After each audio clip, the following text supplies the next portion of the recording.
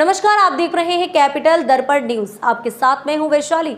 आइए रुक करते हैं आज की खबरों की ओर। मध्य प्रदेश की राजधानी भोपाल से बड़ी खबर। तो क्या कांग्रेस की नैया पार लगाएंगे भास्कर राव रोकड़े? देश के प्रसिद्ध विचारक, शिक्षित बेरोजगार युवाओं को सम्मानजनक रोजगार के अवसरों से जोड़ने हेतु संचालित समयक अभियान के प्रमुख भास्कर राव जी रोकड़े कांग्रेस में सम्मिलित हो चुके हैं। अब समयक अभियान मुद्दों को कांग्रेस के अभियान में बदल लिया है। हाल ही में श्री भास्कर राव जी रोकड़े ईबीसी के मुद्दे पर चर्चा में हैं। तो हम श्री भास्कर राव जी रोकड़े से जानते हैं कि आखिर ईबीसी है क्या, आखिर इसकी योजना मन में क्यों आई, ईबीसी वर्ग में कौन कौन सी जाति सम्मिलित होंगी, ईबीसी वर्ग को संवैधानिक मान्यता कैसे दिलाएंगे, ईबीसी के लिए आरक्षण लागू कैसे होगा। भास्कर राव रोकड़े जी से जानना चाहेंगे ईबीसी वर्ग में कौन कौन सी जाति सम्मिलित होगी, यह आप बताइए। देखिए, सबसे पहली बात तो ये आती है कि ये ईबीसी क्या है।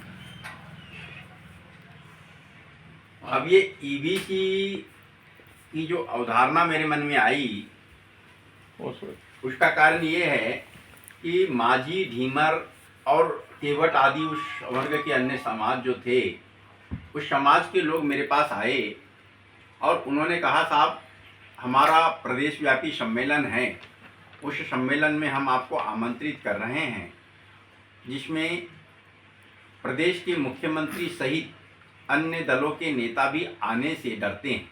तो हमने बोला डरने का कारण क्या है?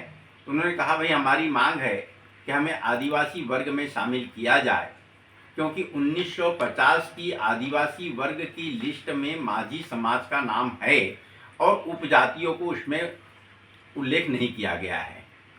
बाद में महाजन आयोग बना और महाजन आयोग ने माझी संवर्ग की जितनी जातियां हैं उन जातियों को ओबीसी वर्ग में रख दिया। तब से हमारी लड़ाई चल रही है कि माझी, केवट, ढीमर आदि जितनी भी जातियां हैं, इन जातियों को ओबीसी वर्ग से हटाकर अनुसूचित जनजाति वर्ग में शामिल किया जाए, लेकिन हमारी कोई सुनवाई नहीं हो रही। मैंने उनसे कहा, यदि मैं आपके कार्यक्रम में आकर जिस मांग के लिए आप आगे बढ़े हैं, जिस सुविधा के लिए आप लड़ रहे हैं, उस सुविधा के अनुरूप ही कोई अलग तरीके से व्यवस्था बनाकर सुविधा देने के लिए कोई बात रख दूं, तो क्या आपका समाज नाराज होगा? तो उन्होंने बोला, साहब कुछ तो दे हमको, हमारी तो मांग यही है कि हमें सुविधाएं मिलनी चाहिए, हमें आरक्षण का लाभ मिलना चाहिए, हमारे समाज के विकास हेतु सम्यक योजना बनानी चाहिए। तो मैं 5 अक्टूबर को भोपाल में आयोजित प्रदेश व्यापी माझी महासम्मेलन में भाग लिया और उस सम्मेलन में मैंने पहली बार ईबीसी वर्ग की बात रखी कि मैंने कहा, इस संवर्ग के समाज को ईबीसी वर्ग में रखते हुए इन्हें अनुसूचित जाति जनजाति वर्ग से भी अधिक सुविधाएं देने की आवश्यकता है, क्योंकि यह समाज एससी एसटी वर्ग में भी कई ऐसे समाज हैं जो काफ़ी विकास की दिशा में आगे बढ़ चुके हैं, उससे भी अधिक पिछड़ा है, और इनके पिछड़ेपन को देखते हुए अलग से योजना बनाकर इस वर्ग के तहत सुविधाएं देने की आवश्यकता है। अब सवाल उठता है कि ये ईबीसी क्या है? अत्यंत पिछड़ा वर्ग, एक्सट्रीमली बैकवर्ड क्लास। तो अब एक बात आती है कि क्या एक जाति को या उस संवर्ग की अन्य जाति उपजातियों को शामिल करके एक क्लास बनाया जा सकता है? बिल्कुल नहीं। इस ईबीसी वर्ग की जो संकल्पना मेरे मन में आई है वो ये है कि ढीमर, माझी, मल्लाह, केवट, रैकवार आदि जो समाज हैं, जिन पेशे की दृष्टि से एक ही समान जिनका काम है, जो मछली मारते हैं, नाव चलाते हैं, फूड प्रोसेसिंग की परंपरागत इंडस्ट्री यानी कारोबार करते हैं, जैसे लाई, मुरा, चना आदि, इन सारी जातियों को, इसके अलावा लोहा का काम करने वाले लोहार, समकक्ष लकड़ी का काम करने वाले विश्वकर्मा, गाय बैल चलाने वाले गुवारी समाज, और अन्य क्षेत्रों में गायरी धनगर समाज, भेड़ बकरियां पालने वाले गड़रिया पाल समाज, धोबी का काम करने वाला रजक समाज, इसी प्रकार नाई समाज, ये ऐसे समाज हैं ये जिनको की ये जो कि बहुत अधिक पिछड़े हैं और जिस वर्ग में भी रहे, चाहे ये ओबीसी में रहे तो ओबीसी में प्रतिस्पर्धा नहीं कर सकते, कई समाज आगे बढ़े भी हैं। अगर ये एससी में भी रहेंगे तो प्रतिस्पर्धा नहीं कर सकते, उस समाज में भी कई समाज आगे बढ़े भी हैं। एसटी में भी रहे तो प्रतिस्पर्धा नहीं कर सकते। इसलिए इन सारे समाजों को मिलाकर एक ईबीसी वर्ग बनाने की जरूरत है। इसमें 2-3 बातें और महत्वपूर्ण हैं। एक तो ढीमर माझी समाज जो आदिवासी वर्ग में था और उनको वहां से हटाया गया। इसी प्रकार पनिका नाम से ही लगता है पानी भरने वाला समाज, वो वनांचल में ही रहता है। लेकिन उस समाज को 1971 में 2 बड़े राजनेता जो किसी एक दल में ही थे, उनकी राजनीतिक प्रतिस्पर्धा थी, इसलिए उस आदिवासी वर्ग का लाभ उस नेता को न मिले, इस उद्देश्य से पनिका समाज को ही उन्होंने आदिवासी वर्ग की अनुसूचित जनजाति वर्ग की सूची से बाहर कर दिया।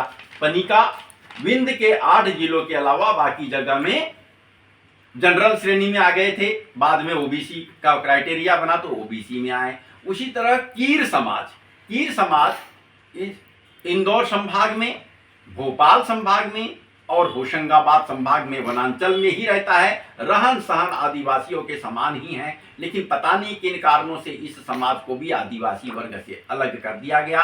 रजक समाज शेड्यूल कास्ट में मध्य प्रदेश के मात्र 3 जिलों में आता है, भोपाल, सीहोर और रायसेन। इसके अलावा बाकी पूरे प्रदेश में यह समाज ओबीसी वर्ग में आता है। कुमार प्रजापति समाज मध्य प्रदेश के विंध्य क्षेत्र के 8 जिलों में, जो पुराने 8 जिले हैं उसमें ये शेड्यूल कास्ट में आता है। बाकी जगह यह समाज ओबीसी वर्ग में आता है। रहन सहन, शिक्षा का स्तर, आर्थिक स्थिति, हर दृष्टि से देखा जाए यह समाज बहुत अधिक पिछड़ा हुआ है। ये चाहे इनको जिस वर्ग में भी स्थापित वर्ग में रख दिया जाए, चाहे एससी में रखे, एसटी में रखे, ओबीसी में रखे, ये प्रतिस्पर्धा करने की स्थिति में नहीं है। इसलिए इन सारे समाजों को मिलाकर ही लड़ रहा था ढीमर माझी समाज, और कुल मिला के आरक्षण की लड़ाई कुछ ज्यादा लगती है। तो ये बात आती है कि आरक्षण कैसे मिलेगा। तो आप लोग जानते हैं महाजन आयोग भी जब बना, आयोग ने रिपोर्ट दिया तो पढ़ाई करने वाले बच्चों को भी छात्रवृत्ति वगैरह आदि की सुविधा ओबीसी वर्ग में मिलने लगी थी, और उसी के अनुरूप स्थानीय निकाय, पंचायतों आदि में भी आरक्षण की व्यवस्था देते हुए प्रदेश स्तरीय नौकरियों में उनके लिए आरक्षण की व्यवस्था करने संबंधी प्रावधान लागू कर दिए गए थे या किए जा रहे थे। तो यदि आयोग की रिपोर्ट के बाद जातियां तय हो जाती है, ईबीसी की जनगणना सामने आ जाती है, परसेंटेज तय हो जाता है, तो राज्य विधानसभा में प्रस्ताव पारित करके उसके अनुरूप आबादी के अनुपात में आरक्षण सुनिश्चित किया जा सकता है। राज्य स्तर की नौकरियों में, स्थानीय निकाय के चुनाव में, पंचायत चुनाव में इस तरीके से लाभ इनको आरक्षण का मिल सकता है। लेकिन विधानसभा और लोकसभा में आरक्षण दिलाने के लिए सर्वप्रथम विधानसभा से प्रस्ताव पारित करके केंद्र सरकार को भेजना पड़ेगा, और केंद्र सरकार विधानसभा, लोकसभा और राज्यसभा से पारित कराने के बाद ही विधानसभा और लोकसभा में आरक्षण संबंधी कोई व्यवस्था दे सकती है। लेकिन राज्य की व्यवस्था में इन्हें नौकरी से लेकर स्थानीय निकाय और पंचायत स्तर पर आरक्षण की सुविधा भी मिल सकती है। प्राधिकरण के गठन से इनके सर्वांगीण विकास की योजना बन सकती है। जैसे ढीमर माझी समाज फूड प्रोसेसिंग इंडस्ट्री में उनके बराबर का कोई भी नहीं है। सबसे पुराने फूड प्रोसेसिंग इंडस्ट्री चलाने वाला ढीमर माझी समाज ही है, जो चना, मुराद, धान आदि का प्रोसेसिंग करता था। मछली भी मारता था तो मछली को भूज करके उसको प्रोसेस करके बाहर भेजता था। इस प्रकार फूड प्रोसेसिंग का सबसे पुराना ज्ञान उनको ही है। लोहे के उपकरण बनाता था, लकड़ी के सामान बनाने वाला विश्वकर्मा आदि जो भी है, ये पेशेगत समाज है, इनके हाथ में कला भी है। और ये अब समय ऐसा बीता कि ये सब काम उद्योगों में होने लगे, इनका पेशा इनके हाथ से छीन गया है। ये बहुत दुर्दिन में है। इनका घर कैसा चले, परिवार कैसा चले, इन्हें समझ में नहीं आता। बच्चों को पढ़ाने लिखाने की बात तो बहुत दूर की है। आदिवासियों से भी बदतर जिंदगी जी रहे हैं, अनुसूचित जाति वर्ग के समाज से भी बदतर जिंदगी जी रहे हैं। इनको विकास की मुख्य धारा से यदि जोड़ना है तो उनके लिए ईबीसी अर्थात एक्सट्रीमली बैकवर्ड क्लास बना करके सम्यक विकास की योजना बनाने की आवश्यकता है। इस खबर में फिलहाल इतना ही। आगे की तमाम अपडेट्स जानने के लिए जुड़े रहें हमारे साथ कैपिटल दर्पण न्यूज़ में। नमस्कार।